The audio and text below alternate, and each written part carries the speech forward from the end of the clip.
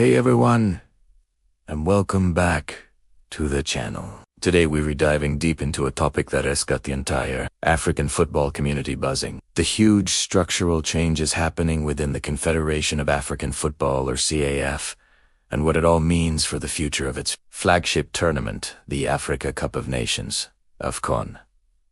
Now, you might have heard whispers and rumors, but what's really going on behind the scenes is AFCON, as we know it, about to change forever. Let's break it all down. For years, AFCON has been the crown jewel of African football. It's a tournament that ignites passion, unifies nations, and showcases the incredible talent our continent has to offer. From Samilato to Mosala, from the packed stadiums in Cairo to the vibrant celebrations in Abidjan, AFCON is more than just a competition. It's a cultural phenomenon. However, it hasn't been without its challenges. Scheduling conflicts with European clubs, questions about infrastructure, and debates over commercial viability have been recurring themes. This is where the new leadership at CAF, spearheaded by President Patrice Matsepe, comes in. They've made it clear that business as usual is over. Their vision is ambitious: to make African football globally competitive and commercially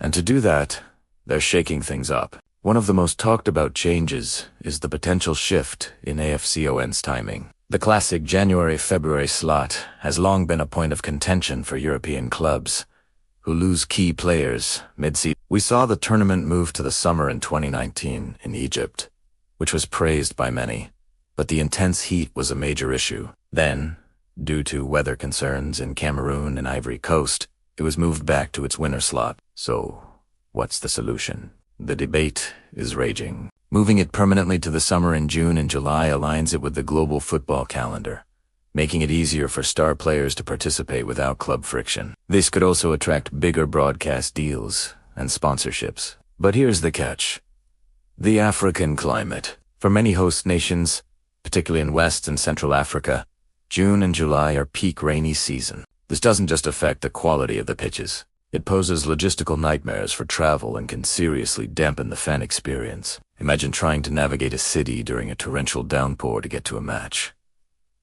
Not ideal, right? This is why CAF is considering a more flexible, regional approach. For North African host nations like Morocco or Egypt, a summer tournament is perfectly feasible. Their climate is ideal during those months. But for a host in a different region, a return to the January-February window might be the only practical option. This hybrid model seems to be gaining traction. It allows CAF to tailor the tournament's schedule to the host country's specific conditions, ensuring the best possible playing environment and fan experience every time. It's a pragmatic solution to a complex problem. But the changes don't stop at scheduling. CAF is also laser-focused on increasing the tournament's commercial value. Prize money for the recent AFCON in Ivory Coast saw a 40% increase, with the winners taking home a record $7 million. This is a massive step forward. It not only rewards the teams for their efforts, but also allows national federations to reinvest in grassroots development, infrastructure, and youth programs.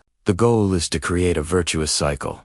A more valuable tournament leads to more investment, which in turn produces better players and more competitive teams, making the tournament even more attractive. Another key initiative is the push to professionalize the administration of football across the continent. CAF is investing heavily in training programs for referees, administrators, and coaches. They've introduced VAR technology to improve the quality of officiating, and they're working with governments to upgrade stadiums and training facilities to meet international standards. The idea is to elevate the entire ecosystem of African football, not just the 2 weeks of the tournament itself. Think about it.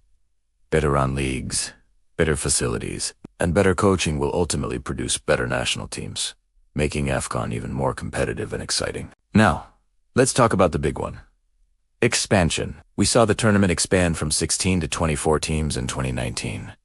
This was a fantastic move for giving more nations a chance to compete on the biggest stage. We saw incredible underdog stories, like Madagascar's dream run to the quarter, but it also put a strain on host nations, requiring more stadiums and infrastructure. So, there's a further expansion to 32 teams on the cards, mirroring the FIFA World Cup. It's a tempting prospect.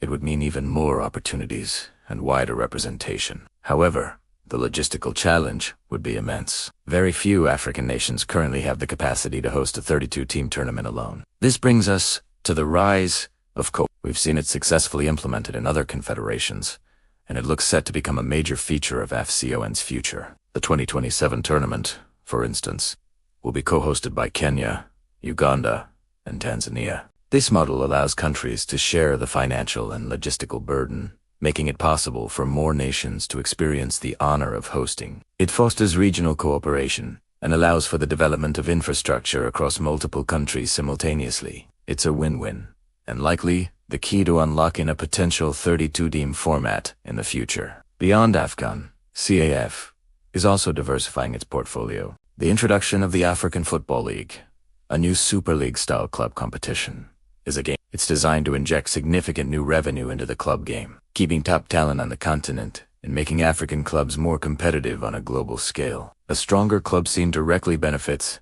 the national teams. Players get to compete at a higher level more consistently, which prepares them for the intensity of AFC. So, what does the future of AFCON look like? It looks more dynamic, more evaluably, and more ambitious than ever before. We're likely to see a flexible scheduling model, with tournaments held in either summer or winter, depending on the host. We'll see continued increases in prize money and commercial investment. Co-hosting will become the norm, paving the way for a potential expansion to 32 teams down the line. And the entire tournament will be underpinned by a stronger, more professional football ecosystem across the continent. These are exciting times for African football. The road ahead won't be without its bumps, and these changes will surely spark a lot of debate among fans. But the direction of travel is clear. CAF is aiming high. They want to transform a FCON from a beloved continental championship into a global football powerhouse, and they're putting the structures in place to make it happen. The next decade could be the most transformative in the history of African football. What do you think about these changes? Are you excited about a flexible AFCON schedule? Do you think co-hosting is the future? Let me know all your thoughts in the comment section below. I'd love to hear your perspective. And as always, if you enjoyed this deep dive and want more content on the beautiful game in Africa, make sure you hit that like button and subscribe to the channel. Thanks for watching, and I'll see you in the next one.